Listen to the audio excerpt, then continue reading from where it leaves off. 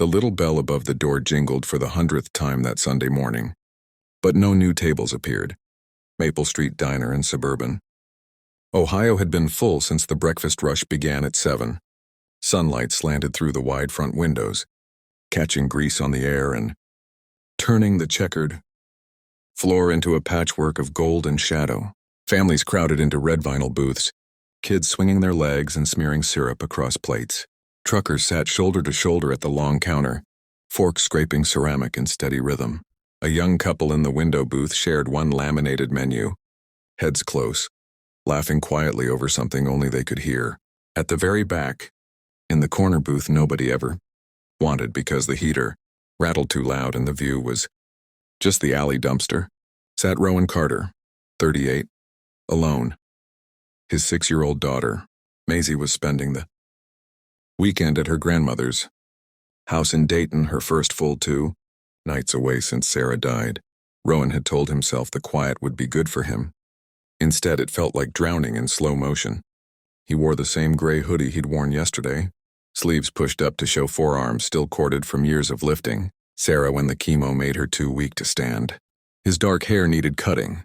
A week's worth of beard shadowed his jaw. In front of him sat a white mug of black coffee gone cold, a spoon resting across the rim like it had given up stirring. Beside it, a plate of scrambled eggs and wheat toast he hadn't touched. The waitress, Doris, name tag crooked, had refilled his cup twice without asking if he wanted more. She knew better than to ask how he was doing. 18 months since the funeral. 18 months of learning how to braid Maisie's hair with YouTube tutorials, how to pack school lunches that didn't look pathetic, how to answer "Where's Mommy?"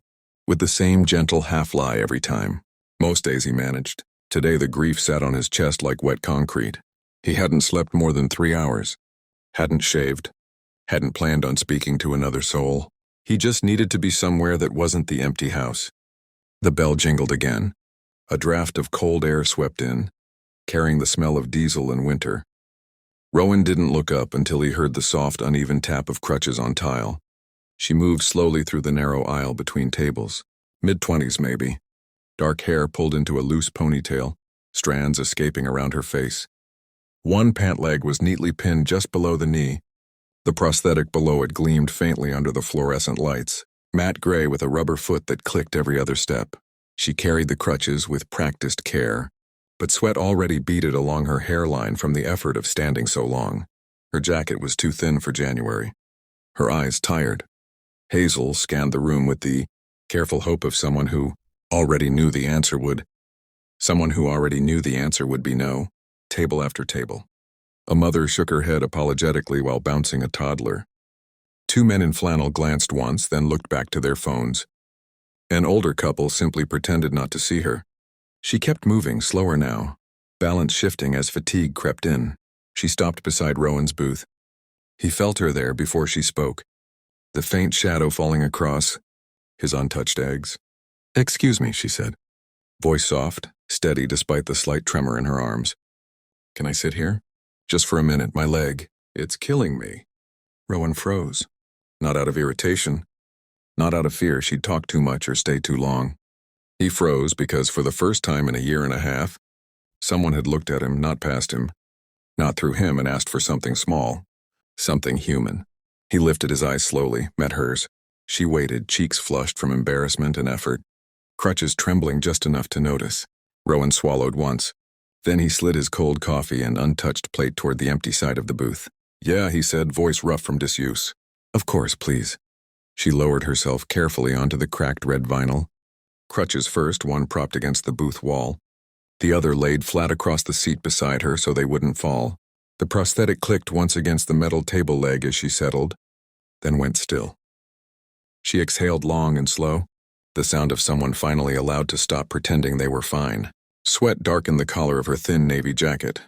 A few strands of hair stuck to her temple. Up close, Rowan could see the fine lines around her eyes, not from age, but from the kind of tired that comes when every step costs extra. The waitress appeared almost instantly, as if she'd been watching from the pass-through window. Doris set a fresh glass of ice water in front of the woman without a word, then glanced at Rowan with the smallest lift of one eyebrow. "Are you okay with this?" Before walking away. He gave the tiniest nod. The newcomer wrapped both hands around the cold glass. Let the condensation cool her palms. For a long moment neither spoke. The diner noise filled the space between them. Silverware clinking. A child whining about wanting more syrup. The low hum of the ancient coffee machine. Someone laughing too loud at the counter. Rowan stared at his own hands, rough knuckles. A thin white scar from the time he'd punched the garage wall the night Sarah coded in the hospital. He didn't know what to say. He hadn't practiced small talk in so long it felt like a foreign language. She broke the quiet first. "Thank you," she said again, quieter this time, almost to herself. "I've been standing since a little after 8. The place filled up fast. Everyone else. They just shook their heads or looked away. I get it. Nobody wants the hassle." She lifted one shoulder in a half shrug. I was about ready to limp back out to the car and cry where no one could see. Car and cry where no one could see. Rowan felt something twist low in his chest. Not pity, exactly, but recognition. He knew that kind of crying. The private, furious kind you do when you're tired of being brave. He cleared his throat. "I'm Rowan." "Riley." She offered a small, crooked smile that didn't quite reach her eyes but tried anyway. "Riley Harper?" He nodded once. The silence stretched again. But it wasn't awkward now, it was careful. Like two people testing whether the floor would hold. Riley glanced at the high chair pushed against the wall beside him. Its faded Winnie the Pooh sticker peeling at one corner. "You waiting for someone?" "My daughter's with her grandma. Today." His voice came out, rougher than he meant. He swallowed. "First full weekend she's been gone since her mom died. Cancer a year and a half ago." The words dropped between them like stones into still water. He hadn't planned to say it. It just came out, plain, unvarnished, the way truth sometimes does when you're too tired to dress it up. Riley didn't flinch or offer the usual platitudes. She just looked at him for a long beat, hazel eyes steady. 6 months ago for me," she said finally. "Car accident. Drunk driver crossed the median on I-75. I was coming home from a late shift. Woke up in the ICU, missing everything below my left knee." She tapped the pinned pant leg, lightly with 2 fingers. "Still feels like it's there sometimes. Phantom pain. Doctors say it'll fade. Hasn't yet." Rowan exhaled through his nose. "I still reach for her coffee mug in the morning. The blue one with the chip on the rim. Set it out, then remember." Riley nodded slowly. "I still try to cross my legs when I sit. Forget for a second. Then it hits." They sat with that for a minute. 2 strangers holding the same kind of ghost. Doris swung by again, slid a fresh mug of coffee in front of Riley without asking. Topped off Rowan's cold one even though he hadn't touched it. "You kids need anything else?" she asked, voice gruff but kind. "We're good," Riley answered for both of them. Doris gave a quick nod and left. Riley wrapped her hands around the new mug. Steam rose between them. "Your yes meant more than you know," she said quietly. I was about to give up. Go sit in the car with the heat on and pretend I wasn't falling apart. Again, Rowan looked down at the table, traced a faint coffee ring with his thumb. "Your question. It reminded me someone still needs something from me. Even if it's just a seat." He paused. "I haven't felt useful in a long time." Riley's eyes softened. She didn't reach across, didn't try to touch him. She just let her hand rest on the tabletop near his. Not close enough to invade. Close enough to say, "I'm here." Outside, a truck rumbled past on Maple Street. Inside, the diner kept moving. But in that small corner booth, for the first time in 18 months, the air felt a little less heavy. They didn't plan to talk. Not really. But silence between two people who've both been hollowed out by grief has its own gravity. It pulls words out whether you want them to come or not. Riley spoke first, voice low enough that only he could hear over the diner's steady hum. "People stare at the leg," she said, glancing down at the pinned cuff of her jeans. Then they pretend they didn't, or worse, they ask how it happened like it's small talk. "Oh wow, what happened?" Like I owe them the story over their pancakes. She gave a dry little laugh. "I hate both versions. The staring and the questions. Makes me feel like I'm on display."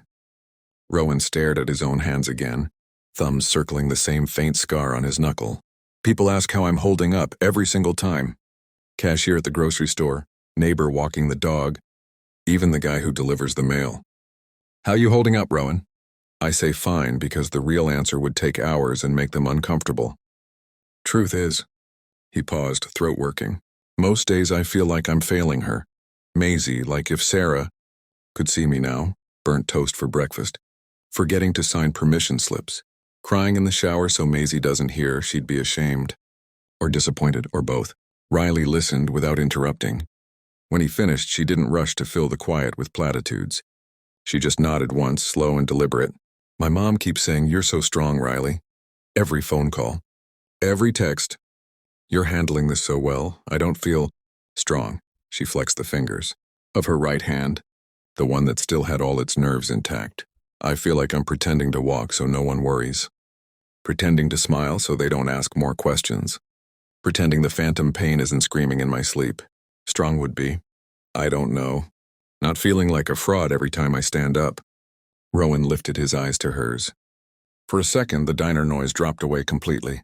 The clatter of plates, the hiss of the grill, the low murmur of strangers' lives. It was just the two of them in that booth, holding the same invisible weight. "I pretend I'm fine so Maisie doesn't worry," he said quietly. "She's 6. She already lost her mom. I can't let her think she's losing me too, even if some days it feels like she already has." Riley's gaze softened, the hazel catching the overhead light. "She hasn't lost you. You're here. You showed up to a diner on a Sunday morning when you could have stayed home in the dark. That's not nothing." He swallowed hard. "Feels like nothing most days." "It's not."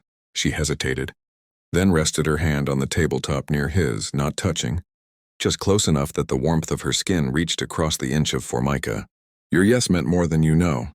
I walked in here ready to leave crying again. You gave me a place to sit, a place to breathe. That's something."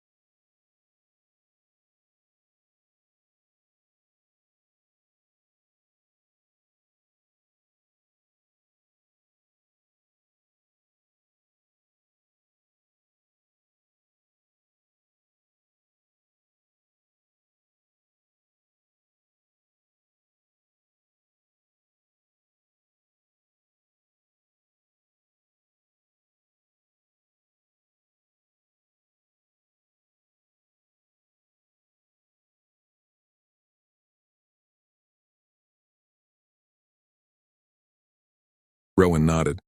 "Yeah, don't want that." She gathered her crutches slowly, balancing them under her arms.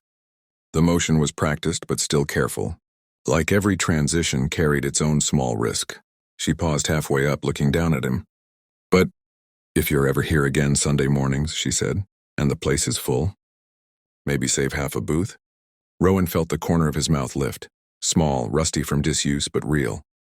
"Only if you promise to tell me one thing that made you laugh this week." Maisie says I need more funny stories. She's probably right. Riley's eyes crinkled at the edges. "Deal." She steadied herself on the crutches. "And Rowan, you're not failing. You showed up today, in a diner, on a Sunday, when you didn't have to. That's more than a lot of people do." He didn't know what to say to that. So he just said, "Thanks, Riley." She crutched toward the door, slower than when she'd come in, but steadier somehow. The bell jingled as she pushed through. At the threshold, she turned back, just a half-turn. Enough for him to see her face in the winter light spilling across the glass. She raised one hand in a quiet wave, fingers loose, no flourish. Then she was gone. Swallowed by the cold air and the gray sidewalk. Rowan sat there a minute longer. The booth felt different now, not empty exactly. Just quieter in a way that didn't hurt as much. He looked at the spot where her crutches had leaned. The faint damp ring from her water glass. the small crease she'd left in the vinyl, evidence she'd been real. He exhaled long and slow. He paid the bill, his cold coffee, her 2 refills, a generous tip for Doris because she hadn't hovered or asked questions. Then he stood, zipped his hoodie, and stepped outside into pale January sun that actually felt warm on his face for once. Next Sunday he thought he might bring Maisie. She'd like the pancakes here, and maybe, just maybe, there would be 3 coffees on the table. 1 black for him, 1 with cream for Maisie, and 1 whatever Riley wanted. He walked to his truck without looking back at the diner. But he carried the possibility forward like something small and fragile he wasn't ready to name yet.